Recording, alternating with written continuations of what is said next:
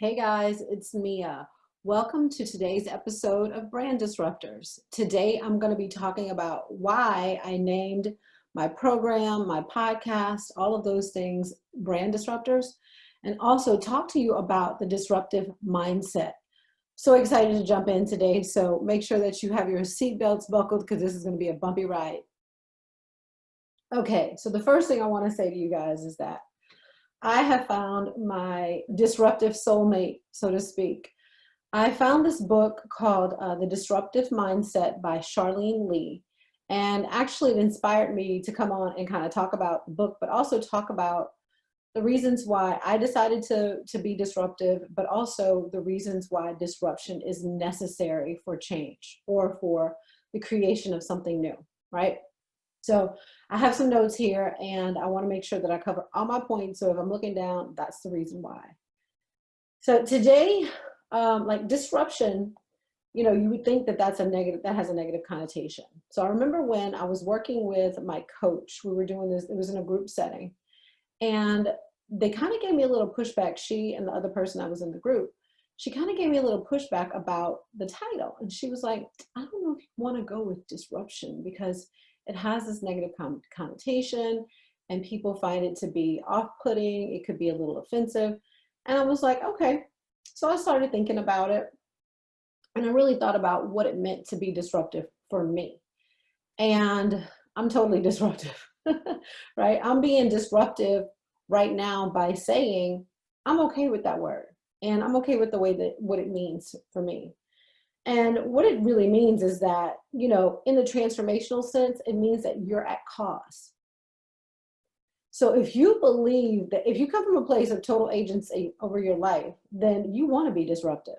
You want to stop the status quo from happening all of the time. You want to disrupt. And if you're checking in with yourself and asking the hard questions, we're going to be disruptive. If you're okay with status quo, then that's your choice too, right? And status quo looks like that boring ass life where you're not excited about waking up. You are looking forward to the weekends only to realize that they're not long enough because you don't enjoy the work that you do. That's one part. Or you're living in some lackluster relationship and you're not even sure how to get out of it because everybody has a bad relationship, or it could be about money. All of these things are not normal, people. That's why they hurt us. That's why we don't like it. That's why it's uncomfortable. But there's a level of uncomfortable where you have to go and do something that's hard, right? There's also that level of uncomfortable where you live a hard life, and who wants to do that? So that's the reason why I decided that I'm disrupting my own life. I'm disrupting the status quo. And I want to, empower other women to do the same thing. So one of the things that I started doing was asking myself, do I really believe X? So just a little bit of background about me. I started my career well, actually, that's not true. I started my career in high school, went to beauty school, did not finish. Then I started doing some modeling on the side, and because I didn't have the confidence to do these things, I was talked into getting a real job with benefits, a real job that's going to give me a steady paycheck, yada, yada, yada. And so I bought into that. I bought into that belief that that's the only way that you can have security, right? So I did that work. And while I was good at it, I definitely was not in my zone of genius. And so what I decided to do, probably about, 15 years ago, I decided to really look into what it was going to take in order for me to find my dream job or my dream position or my dream career. And it was at a Tony Robbins seminar. And I looked up, I don't know how I came up with it, but I looked up this thing called image consulting. And it was the perfect mix of like styling and leadership and the beauty industry, and also like a lot of psychology was involved in. I was like, oh my God, this is so perfect for me. So I started on the journey. Like I did my own work to, go through the image consulting process. And one of the things that I realized was that all of the stuff that I was learning was pretty Eurocentric. And what I mean by that is that it's very colonized, like the way we get dressed, the way we see people as professionals. It is from a very European standard. And I recall working with someone and they were saying, and we were saying, you know, curly hair is more casual. Curly hair isn't very professional. And I was like, oh, really? So I started to question these things. And that's what I'm asking you guys to do, right? I'm asking you to question all of the things that you believe or all of the things that you were told to believe. Like money doesn't grow on trees, right? It's literally made out of paper. So money does grow on trees, like it really does. Those are the kinds of things that stop us from getting the lives that we want. So once you start doing that, like start disrupting everything that you think are all of your beliefs, like start to question them. Because the status quo wants us to stay small and insignificant. Because if we take up too much space, then that means that the status quo can't continue to do what they're doing. So if you think that you're made in the image and likeness of your creator, you have no choice but to be disruptive. Do you think that the earth was ready for what was happening when the creator decided to create the earth and create this world that we live in?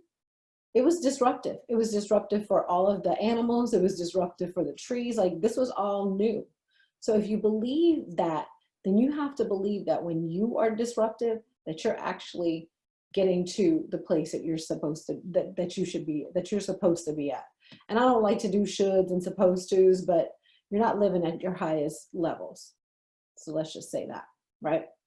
All right, so let's talk about some disruptive brands, right? Disruptive people, disruptive brands, just so I can talk about how, so I can kind of relate it for you, right? So disruptive people or brands, they change systems or ecosystems. Disruption does not cause growth. Growth causes disruption. So from a transformational point of view, if you are growing as a person, you're going to be disrupting something. Because if you're in a certain relationship, if you have certain friends, if you start doing things differently, those people are going to say, oh, I don't like what you're up to. Like, you're getting to be too much, or you are enjoying your life too much, and you're starting to make us look bad. I'm gonna need you to settle down, right? That's disruptive. And when you hear people say things like that to you, or even like you can even feel it in their energy, right? Those are the things, those are your indications that you are disrupting. So let's kind of look at what's happening in the world right now, right? Let's look at the pandemic and how it has had us to be online more, right? So being online, we're actually learning a new language. A lot of people, you know, they weren't on these platforms, they weren't communicating this way. And then there are some who were doing it the whole time, like kids of a certain age. You know, my niece, we only FaceTime when we talk. We don't talk to each other on the phone.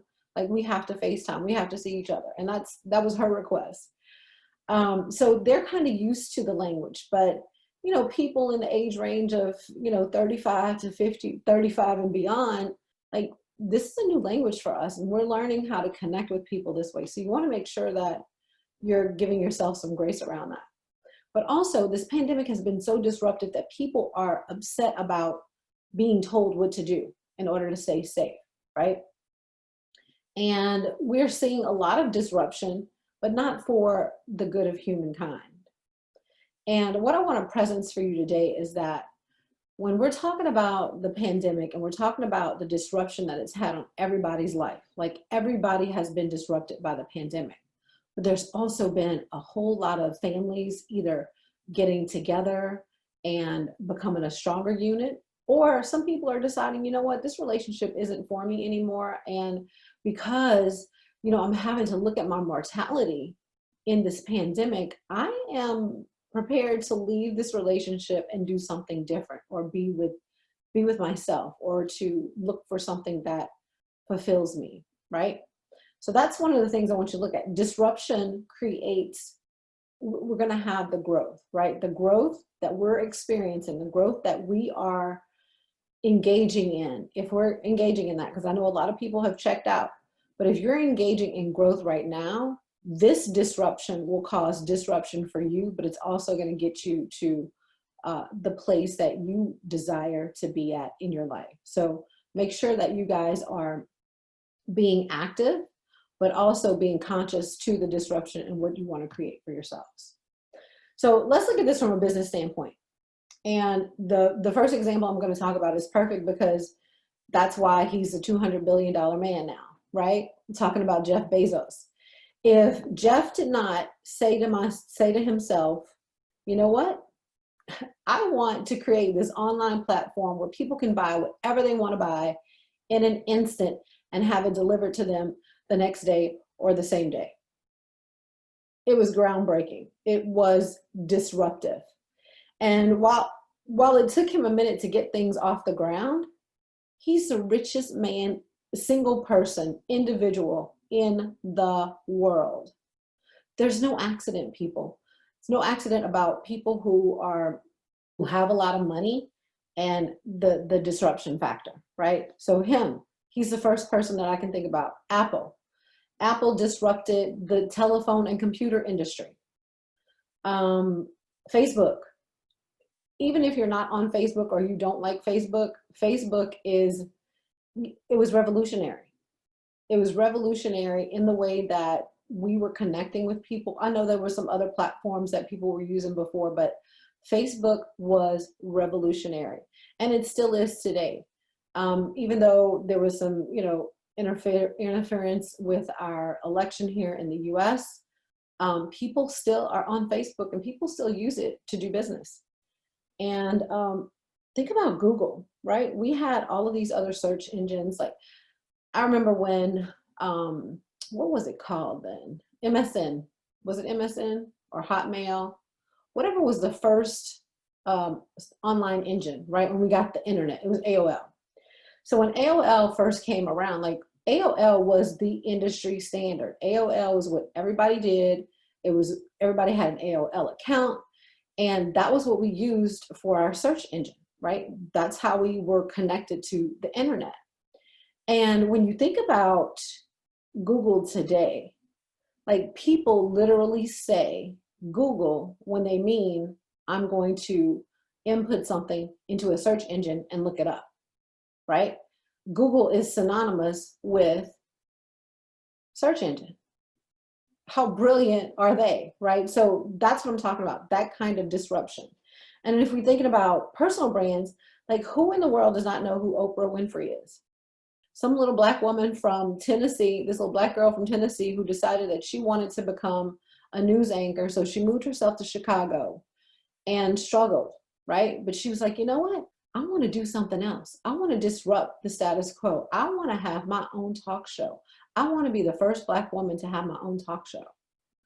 And look at where she is today. Always, constantly disrupting things. Beyonce, another disruptor. Oh my God. I believe that when she became when she became a solo artist, that was when she really started to disrupt things. She did not play by anybody's rules. She decided that, you know what, I'm going to live my life on my own terms, but I'm also going to do it to help my people. And I love how she and Jay-Z have both, really catapulted themselves into this different stratosphere. And even if you think about her whole Lemonade album, how she negotiated the terms with HBO, they had never done anything like that. And I remember being at home watching it with Sanford, my significant other. He was like, did she just break up with her husband on national TV? And I was like, oh my God, talk about a freaking disruption, right? She was totally disrupting the status quo. And yes, she did that. She did break up with him. And I think the breakup had come before she had released Lemonade. But the fact that she was like, you know what, I'm not going to hide anymore what has been happening in my life because I know other people are going through this. So being disruptive also means being vulnerable and telling your story and letting people know what it is about you that makes you unique. So Beyonce, Tyler Perry, awesome example. This guy was doing plays, homeless, doing plays dressing up as a woman. And it made him a fortune. He's a billionaire now. Like as I'm taping this show, he became a billionaire this very week, doing what only he can do.